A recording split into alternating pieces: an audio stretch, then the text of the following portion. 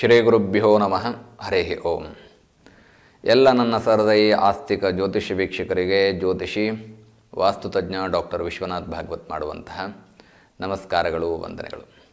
ಸ್ನೇಹಿತರೆ, 2024 ಜುಲೈ ತಿಂಗಳಿನ ವೃಶ್ಚಿಕ ರಾಶಿಯ ಗ್ರಹಸ್ಥಿತಿಗಳು.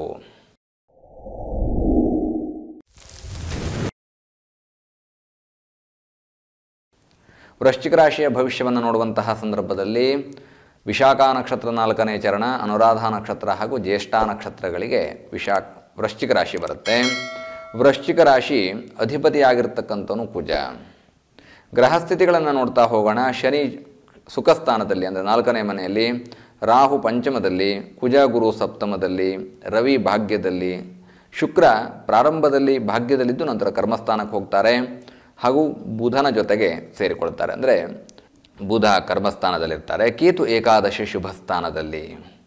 ನೋಡಿ, ವೃಶ್ಚಿಕ ರಾಶಿಯಾಧಿಪತಿಯಾಗಿರ್ತಕ್ಕಂತಹ ಕುಜನ ಸ್ಥಾನವನ್ನು ನೋಡಿದಂತಹ ಸಂದರ್ಭದಲ್ಲಿ ಕುಜನಿಗೆ ಮಕರ ರಾಶಿ ಉಚ್ಚಸ್ಥಾನ, ಮೂಲ ತ್ರಿಕೋಣದಲ್ಲಿ ಮೇಷರಾಶಿ ಬರುತ್ತೆ. ಇಲ್ಲಿ ಕುಜನ ದೃಷ್ಟಿ ಬಂದು 4ನೇ ಮನೆ, 8ನೇ ಮನೆ ಹಾಗೂ 7ನೇ ಮನೆ. ಇದು ಕುಜನಿಗೆ ದೃಷ್ಟಿ ಇರ್ತಕ್ಕಂಥದ್ದು. ಇಲ್ಲಿ ಕುಜನಿಗೆ ಬುಧ ಮಾತ್ರ ಶತ್ರುವಾಗಿ ಇರ್ತಾರೆ. 3, 6, 11ನೇ ಮನೆ ಗೋಚಾರದಲ್ಲಿ ಶುಭ ಸ್ಥಾನ. ನೋಡಿ, ಈ ಗ್ರಹಸ್ಥಿತಿ ಯಾಕೆಂದರೆ ಯಾಕೆ ಈ ಗ್ರಹಕ್ಕೆ ಮಾತ್ರ ನಾವು ಗೋಚಾರದಲ್ಲಿ ಶುಭ ಸ್ಥಾನವನ್ನು ನೋಡ್ತೇವೆ ಅಂತಂದರೆ ರಾಶಿ ಅಧಿಪತಿ ಆಗಿರ್ತಾನೆ ಅನ್ನುವಂತಹ ಕಾರಣಕ್ಕೆ ನೋಡ್ಕೋಬೇಕಾಗತ್ತೆ. ಎಲ್ಲ ರಾಶಿಗಳಿಗೂ ಕೂಡ ಅಥವಾ ಎಲ್ಲ ಗ್ರಹಗಳಿಗೂ ಕೂಡ ಪ್ರತಿಯೊಂದು ಅವರ ಉಚ್ಚಸ್ಥಾನ, ಮೂಲ ತ್ರಿಕೋಣಗಳು ಹಾಗೂ ಗೋಚಾರದಲ್ಲಿ ಶುಭ ಸ್ಥಾನವನ್ನು ನೋಡಬೇಕು. ಇಲ್ಲಿ ಪರ್ಟಿಕ್ಯುಲರ್ ಆಗಿ ಈ ರಾಶಿಗೆ ಅಥವಾ ಪ್ರತಿ ರಾಶಿಗೆ ಅವರ ರಾಶಿಯಾಧಿಪತಿಯಾಗಿರ್ತಕ್ಕಂತಹ ಗ್ರಹಗಳ ನಾವು ಉಚ್ಚಸ್ಥಾನ ದೃಷ್ಟಿಯನ್ನು ನೋಡ್ಕೋಬೇಕಾಗತ್ತೆ. ಕುಜನಿಗೆ 4, 8 ಮತ್ತು 7ನೇ ಮನೆ ದೃಷ್ಟಿಯಲ್ಲಿರುತ್ತೆ.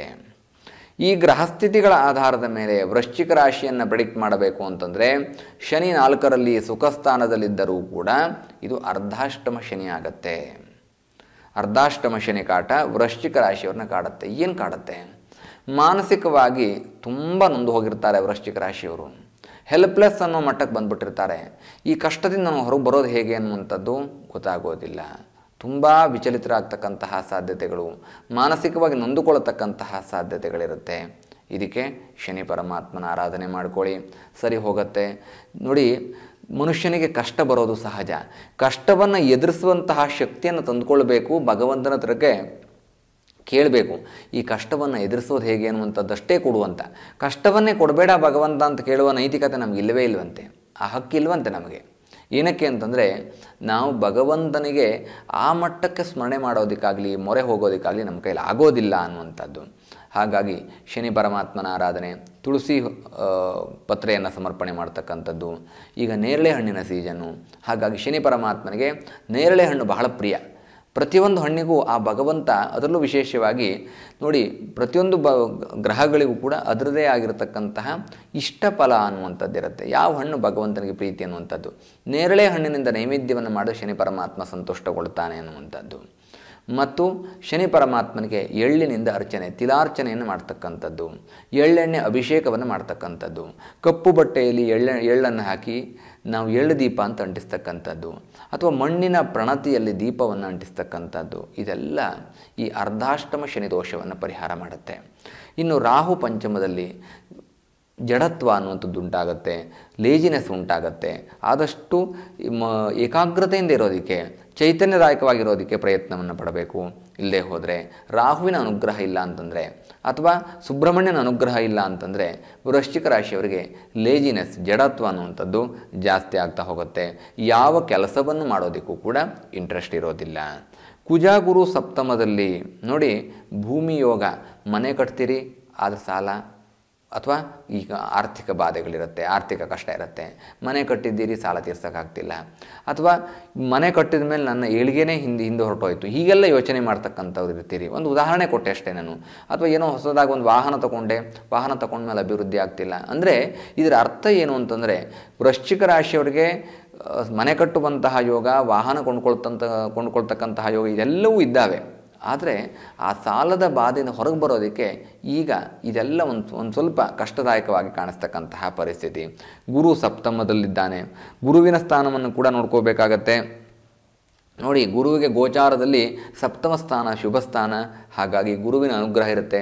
ಯಾವುದೇ ಕೆಲಸವನ್ನು ಮಾಡಿ ದೈವಾನುಗ್ರಹವನ್ನು ಪ್ರಾಪ್ತ ಮಾಡಿಕೊಳ್ಳಿ. ದೇವರ ಸ್ಮರಣೆಯನ್ನು ಮಾಡ್ಕೊಂಡು ಮುಂದೆ ಹೋಗಿ, ನಿಮಗೇನೂ ಕಷ್ಟಗಳು ಬರೋದಿಲ್ಲ. ರವಿ ಭಾಗ್ಯದಲ್ಲಿದ್ದಾನೆ, 9ನೇ ಮನೆಯಲ್ಲಿ ರವಿ. ನೋಡಿ, ನಿಮ್ಮ ಯಶಸ್ಸಿಗೆ ಯಾರು ಎಷ್ಟೇ ಪ್ರಯತ್ನ ಪಟ್ಟರೂ ಕೂಡ, ಯಾವುದೇ ಗ್ರಹಗಳ ಶುಭಯೋಗ ಇಲ್ಲ ಅಂತಂದರೂ ಕೂಡ ನಿಮ್ಮನ್ನು ತಡೆದು ನಿಲ್ಲಿಸೋಕ್ಕಾಗೋದಿಲ್ಲ. ನಿಮಗೆ ವಿಶೇಷವಾದಂತಹ ಶಕ್ತಿ ಇರುತ್ತೆ, ಜ್ಞಾನ ಇರುತ್ತೆ, ಹೇಗೆ ನಿಮ್ಮನ್ನು ನೀವು ಕಾಪಾಡಿಕೊಳ್ಬೇಕು ಅನ್ನುವಂಥದ್ದು ಗೊತ್ತಿರುತ್ತೆ. ನಿಮ್ಮ ಮಾತಿನ ಶಕ್ತಿ, ವಾಕ್ಚಾತುರ್ಯ, ವಾಕ್ಸಿದ್ಧಿ ನಿಮ್ಮನ್ನು ರಕ್ಷಣೆ ಮಾಡ್ತಾ ಹೋಗುತ್ತೆ. ನಿಮ್ಮ ಸ್ಟೇಟಸನ್ನು ತುಂಬ ಚೆನ್ನಾಗಿ ನೀವು ಮೇಂಟೈನ್ ಮಾಡ್ತೀರಿ. ಯಾರ ಕೈಯಲ್ಲೂ ಕೂಡ ಅಥವಾ ಯಾರೂ ಬೆರಳು ಮಾಡಿ ತೋರಿಸದೇ ಇರೋ ಹಾಗೆ ಆ ರೀತಿಯಲ್ಲಿ ನೀವು ಬದುಕ್ತೀರಿ. ನಿಮಗೆ ಜೀವನವನ್ನು ಹೇಗೆ ನಾನು ರೂಢಿಸಿಕೊಳ್ಳಬೇಕು ಅನ್ನುವಂಥದ್ದು, ರೂಪಿಸಿಕೊಳ್ಬೇಕು ಅನ್ನುವಂಥದ್ದು ತುಂಬ ಚೆನ್ನಾಗಿ ಗೊತ್ತಿರುತ್ತೆ. ಬುದ್ಧಿವಂತರು ಅಂತ ನಿಮ್ಮನ್ನು ನಾವು ಕರಿಬಹುದು. ಶುಕ್ರ 9 ಮತ್ತು 10ರಲ್ಲಿ, ಅಂದರೆ ಪ್ರಾರಂಭದಲ್ಲಿ 9ನೇ ಮನೆಯಲ್ಲಿರ್ತಕ್ಕಂಥ, ನಂತರ ಕರ್ಮಸ್ಥಾನಕ್ಕೆ ಹೋಗ್ತಾನೆ. ಹಾಗಾಗಿ ಹಣಕಾಸಿಗೆ ಯಾವುದೇ ರೀತಿಯಾದಂತಹ ತೊಂದರೆಗಳು ನಿಮಗೆ ಬರೋದಿಲ್ಲ. ಉತ್ತಮವಾದಂತಹ ಒಂದು ಧನ ಸಂಪತ್ತು ಬರುತ್ತೆ, ಧನಯೋಗವಾಗುತ್ತೆ. ಸಾಲದ ಬಾಧೆ ಇರ್ತಕ್ಕಂಥವ್ರು ಸಾಲದ ಬಾಧೆಯಿಂದ ಹೊರಗೆ ಬರೋದಕ್ಕೆ, ಹಣ ಬಂದರೂ ಕೂಡ ಎಷ್ಟು ಕಟ್ಟಿದರೂ ಕೂಡ ಸಾಲ ತೀರ್ತಿಲ್ಲ. ಯಾಕಂದರೆ ಸಾಲದ ಸಂಖ್ಯೆ ದೊಡ್ಡದಿರುತ್ತೆ. ಹಣ ಬರ್ತಾ ಇರತಕ್ಕಂಥದ್ದು ಕೇವಲ ಒಂದು ಹಿಡಿಯಷ್ಟು ಮಾತ್ರ ಬರ್ತಾ ಇರುತ್ತೆ, ಅಂದರೆ 1% ಮಾತ್ರ ಬರ್ತಾ ಇರುತ್ತೆ. ಹಾಗಾಗಿ ಹೇಗೆ ನಾನು ಆ ಹಣವನ್ನು ಸದ್ವಿನಿಯೋಗ ಮಾಡಿಕೊಂಡು ಸಾಲದ ಬಾಧೆಯಿಂದ ಹೊರಗೆ ಬರೋದು ಅನ್ನುವಂಥದ್ದಕ್ಕೆ ವಿಶೇಷವಾಗಿ ವೃಶ್ಚಿಕ ರಾಶಿಯವರಿಗೆ ನಾನು ನನ್ನ ಚಾನಲಿನ ಸಬ್ಸ್ಕ್ರೈಬರ್ಸ್ಗೆ ಒಂದು ಉಚಿತವಾದಂತಹ ಧಾರಣಾ ಯಂತ್ರವನ್ನು ಕೊಡ್ತೀನಿ. ಅದು ನೇರವಾಗಿ ಬಂದು ಕಲೆಕ್ಟ್ ಮಾಡ್ಕೋಬೇಕು. ಇಲ್ಲದೆ ಹೋದರೆ ಕೊರಿಯರ್ ಮುಖಾಂತರ ತರಿಸ್ಕೊಳ್ಳೋದಾದರೆ ನೀವು ಕೊರಿಯರ್ ಚಾರ್ಜನ್ನು ಅಥವಾ ಕೊರಿಯರ್ ವೆಚ್ಚವನ್ನು ನೀವು ಭರಿಸಬೇಕಾಗತ್ತೆ. ನೀವು ಇದನ್ನೆಲ್ಲ ವಾಟ್ಸಪ್ ಮುಖಾಂತರ ಕೆಳಗಡೆ ಕೊಟ್ಟಿರ್ತಕ್ಕಂತಹ ನಂಬರಿಗೆ ಸಂಪರ್ಕ ಮಾಡ್ಕೊಳ್ಳಿ. ನಿಮಗೆ ಆರ್ಥಿಕವಾದಂತಹ ಸದೃಢ ಯೋಗ ಬರಲಿ, ಹಣಕಾಸು ನಿಮ್ಮ ಕೈಯಲ್ಲಿ ಚೆನ್ನಾಗಿ ಓಡಾಡಲಿ ಅನ್ನುವಂತಹ ಕಾರಣಕ್ಕೆ ನನ್ನ ಚಾನಲಿನ ಸಬ್ಸ್ಕ್ರೈಬರ್ಸ್ಗೆ ಉಚಿತವಾಗಿ ಕೊಡ್ತಾ ಇದ್ದೇನೆ, ಲಿಮಿಟೆಡ್ ಟೈಮ್ ಮಾತ್ರ.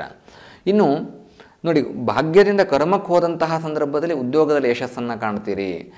ವೃಶ್ಚಿಕ ರಾಶಿಯವರು ತೊಂದರೆಗಳು ಆದಷ್ಟು ದೂರವಾಯಿತು ಅಂತ ಅಂದ್ಕೊಂಡ್ರೆ ಆಯಿತು. ಶನಿ ಪರಮಾತ್ಮನ ಆರಾಧನೆ ಹೊಂದಿದ್ರೆ ಬೇರೆ ಯಾವುದೂ ತೊಂದರೆ ಆಗೋದಿಲ್ಲ. ಬುಧ ಕರ್ಮಸ್ಥಾನದಲ್ಲಿ 10ನೇ ಮನೆಯಲ್ಲಿರ್ತಕ್ಕಂತಹ ಬುಧ, ಆಗಲೇ ಹೇಳಿದ್ದೆ ನಾನು, ಬುದ್ಧಿವಂತರು, ಜ್ಞಾನವಂತರು, ಚಾಕಚಕ್ಯತೆ ತುಂಬ ಚೆನ್ನಾಗಿರುತ್ತೆ. ಹಾಗಾಗಿ ನಿಮ್ಮ ಎಲ್ಲ ಕಷ್ಟಗಳನ್ನು ದೂರ ಮಾಡಿಕೊಳ್ತೀರಿ. ಒಂದು ಹಂತಕ್ಕೆ ವೃಶ್ಚಿಕ ರಾಶಿಯವರಿಗೆ ಈಗ ಅರ್ಧಾಷ್ಟಮ ಶನಿ ಒಂದು ಇದೆ ಅನ್ನೋದು ಬಿಟ್ಟರೆ ಮಿಕ್ಕಿದ್ದೆಲ್ಲವೂ ಕೂಡ ಚೆನ್ನಾಗಿದೆ. ನಿಮ್ಮ ಕಷ್ಟಗಳು ಪರಿಹಾರ ಆಗತ್ತೆ. ತುಂಬ ಬುದ್ಧಿವಂತರಾದಂತಹ ನೀವು ನಿಮ್ಮ ಏನೇ ಕಷ್ಟ ಬಂದರೂ ಕೂಡ ಸರಿಯಾದ ಮಾರ್ಗದಲ್ಲಿ ಪರಿಹಾರ ಮಾಡಿಕೊಳ್ತೀರಿ. ಕೇತು ಏಕಾದಶ ಶುಭ ಸ್ಥಾನದಲ್ಲಿ ಮನೆ ಕಡೆಗೆ, ತಂದೆ ತಾಯಿಗಳ ಕಡೆಗೆ, ಹೆಂಡತಿ ಮಕ್ಕಳ ಕಡೆಗೆ ನೀವು ಇವ್ರಿಗೆಲ್ಲ ಗಮನ ಹರಿಸ್ತೀರಿ. ಅವರ ಆಗು ಹೋಗುಗಳನ್ನು ಪೂರೈಸ್ತೀರಿ. ನಿಮಗೆ ಎಷ್ಟೇ ಕಷ್ಟಗಳಿದ್ರೂ ಕೂಡ ಅವ್ರನ್ನೆಲ್ಲ ತುಂಬ ಚೆನ್ನಾಗಿ ನೋಡ್ಕೊಳ್ಬೇಕು ಅನ್ನುವಂತಹ ಮನಸ್ಥಿತಿ ನಿಮ್ಮಲ್ಲಿರುತ್ತೆ.